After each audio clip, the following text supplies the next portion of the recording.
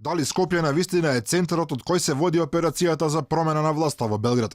Српските медиуми од поодамна, а сега и власта отворено зборуваат за улогата на највисоки македонски функционери во она што го нарекуваат македонско сценарио, односно промената на власта во Србија на ист начин како што тоа беше сторено кај на сошарената револуција. 8. februara u Skoplju je u jednoj od rezidencija ili kancelarija Zorana Zajeva održan sastanak kome su prisustvovali Dragan Đilas, tajkun Dragan Đilas, čovek koji predvodi opoziciju u Srbiji, dakle bivši gradonačelnik Beograda.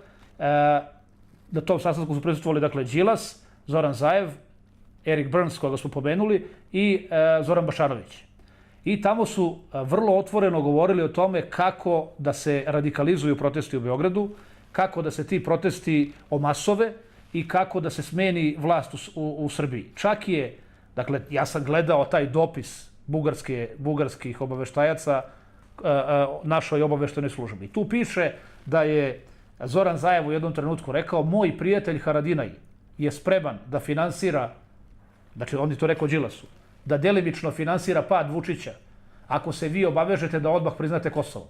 Српскиот председател Вучич по ескалацијата на протестите, упадот на демонстрантите во РТС и блокадата на председателската палата, порача дека нема намера да преговара со фашисти, тајкуни и холигани. И тој ги поврзува со Скопје, коментирајќи дека водачите на опозицијата Гилас и Јеремич се големи пријатели на македонскиот премиер Заев.